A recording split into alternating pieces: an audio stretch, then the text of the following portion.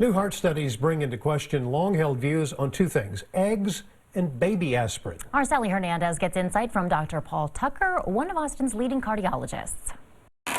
Let's start with eggs. You mentioned that this study says eggs are bad for you once again, and that's because it seems like there are so many studies about eggs.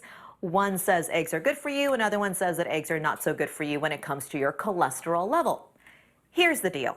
One egg has about 180 milligrams of cholesterol. The American Heart Association says you should only have about 300 milligrams of cholesterol per day. So if you have 2 eggs to start off your day in the morning, you've already exceeded that limit. This latest study found people who eat an added 3 or 4 eggs a week have a higher risk of both heart disease and early death compared to those who eat fewer eggs. Cardiologist Dr. Paul Tucker at St. David's Medical Center is not surprised by that finding, but says eggs have become a popular go-to with many high-protein diets. So he recommends this. If you really like eggs, have them, but have them in moderation. Don't have them every single day. A couple times a week is fine. You should probably avoid the bacon because it is pretty much pure fat.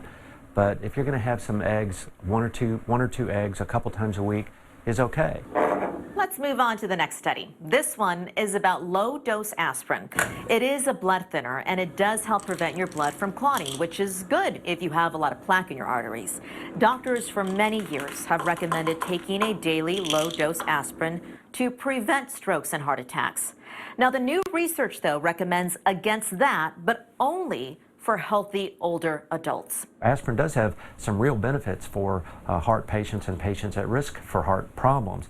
However, there's the downside, which is the risk of bleeding, including GI bleeding and intracranial bleeding, which means we need to really be treating the patients at the highest risk rather than just everybody. The American College of Cardiology and the American Heart Association says doctors may consider aspirin for certain older, high-risk patients, including those having trouble lowering their cholesterol or managing their blood sugar.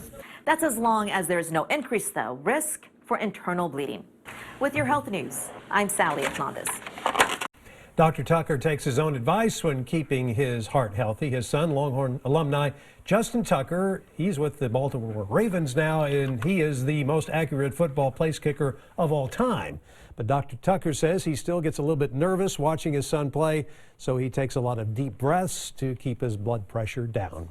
And as always, we're committed to helping you learn more about your health along with our partner, the American Heart Association. For resources and easy tips to live healthier, go to KXAN.com and click on Simple Health.